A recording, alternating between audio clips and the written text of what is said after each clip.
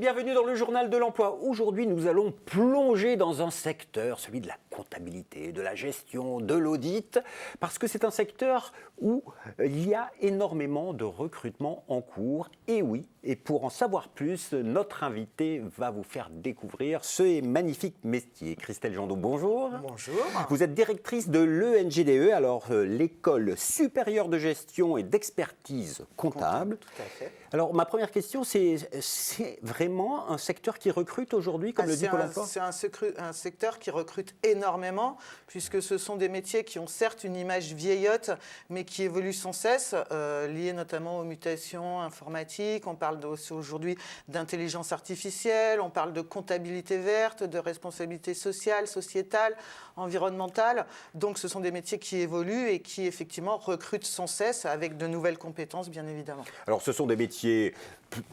À 80%, on est cadre, on est dans le service aux entreprises, c'est souvent en cabinet ou... Alors, deux types de missions, soit des missions effectivement en cabinet, où là on est sur des missions d'expertise comptable, où l'expert comptable va être le conseiller privilégié du chef d'entreprise, particulièrement pour les PME, ou des missions d'audit, qui là vont être des missions d'audit légales, puisque les sociétés, dès lors qu'elles dépassent un certain nombre de seuils, doivent faire certifier leurs comptes.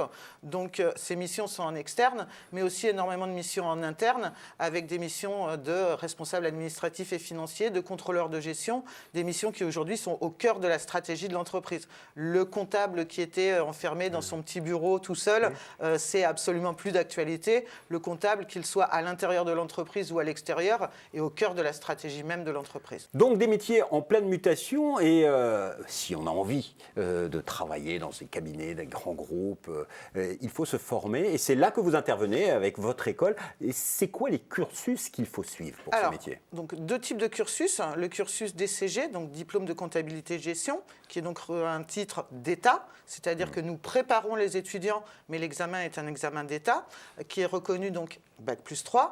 Le DSCG, même principe, nous préparons à un examen qui est un examen d'État, donc diplôme supérieur de comptabilité gestion, qui lui est Bac+5.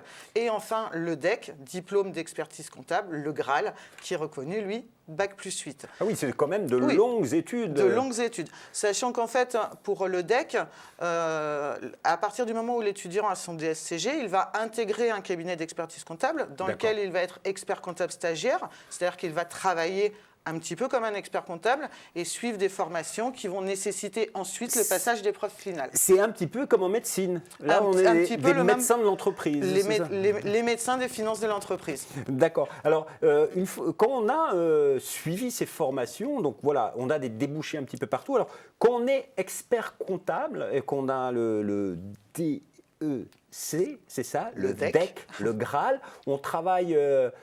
Après, où ça ? Dans des cabinets ou des grands groupes Dans des cabinets, donc là en étant expert comptable, souvent les jeunes experts comptables vont se lancer et ouvrir leur propre cabinet, puisqu'aujourd'hui l'expert comptable c'est le conseiller privilégié, encore une fois, de l'entrepreneur, donc c'est relativement facile, j'ai envie de dire, de se lancer et d'aller conquérir sa clientèle, ou alors effectivement en entreprise, en tant que directeur administratif et financier. Aujourd'hui, la directrice que vous êtes, vous conseillez à vos élèves d'aller jusqu'au DEC, où on peut trouver de belles places et de beaux salaires. On peut trouver de très belles places et de très beaux salaires avec un DSCG.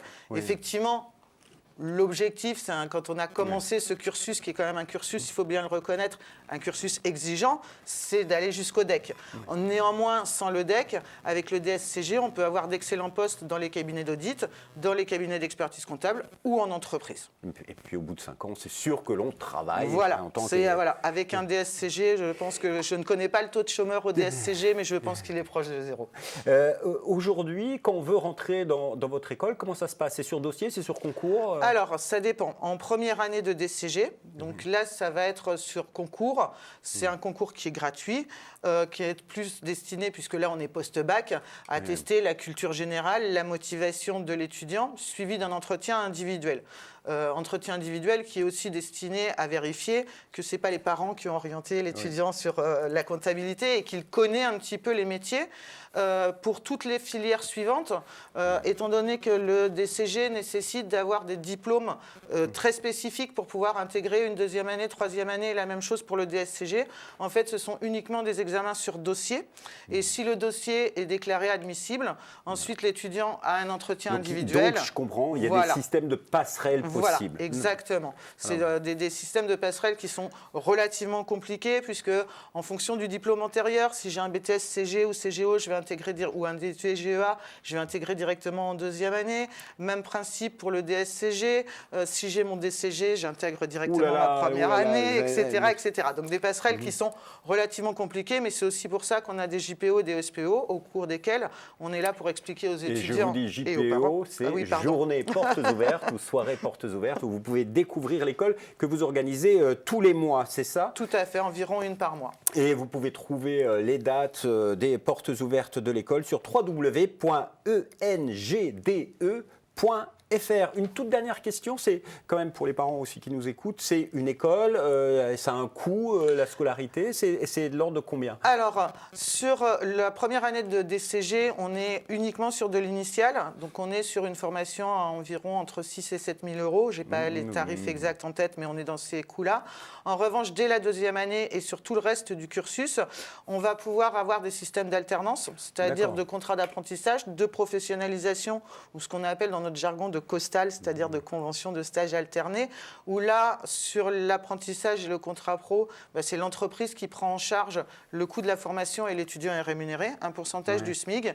Sur la COSTAL, l'entreprise, c'est une négociation, prend tout ou partie de la formation en charge et l'étudiant est rémunéré à minima 30% du SMIC. Donc au final, à vous entendre, on peut devenir expert comptable sans tellement payer de longues études. Vous l'avez compris, la première année, c'est sûr qu'il faut s'inscrire et payer la première année. Ensuite, avec l'alternance, vous avez une scolarité quasiment gratuite, même si elle est longue. Au moins, c'est gratuit, ça, c'est bien. Dernière question, il y a une nouveauté cette année dans l'école. Vous avez lancé un programme Grandes Écoles. Racontez-nous. Alors, en fait, ce programme Grandes Écoles se compose de 2 titres. Un titre bachelor, donc, qui est reconnu à Bac+3 par l'État, bien évidemment, et un titre master qui, lui, est reconnu Bac+5. Alors, en fait, la spécificité de ces titres, c'est qu'ils amènent à peu près au même métier. En revanche, ils ne permettent pas d'accéder au DEC. La différence également, c'est qu'on n'a pas besoin de toutes ces passerelles qui sont très compliquées pour accéder au DCG, DSCG. On peut donc plus facilement faire des études de comptabilité, de finance à travers ces 2 titres. Et effectivement, les gens qui veulent faire de la comptabilité en entreprise ou en cabinet, mais qui ne veulent pas nécessairement être expert comptable ou commissaire aux comptes, vont avoir la possibilité d'avoir un Bac+3 ou un Bac+5, essentiellement un Bac+5, puisqu'aujourd'hui on est sur une logique de poursuite d'études, dans les mêmes conditions que les étudiants qui passent un DCG ou un DSCG. Et des diplômes qui permettront de travailler dans des entreprises, parce que, on l'a dit en début d'émission, près de 18 000 emplois à pourvoir cette année, selon l'enquête BMO, besoin en main-d'œuvre de Pôle emploi. Madame Jondeau, merci infiniment. Je vous remercie de m'avoir accueilli. Et quant à nous, on se retrouve bientôt pour un nouveau journal. Entre-temps, si vous voulez vous lancer dans l'expertise comptable et dans la comptabilité et la gestion, vous allez tout de suite sur www.engde.fr.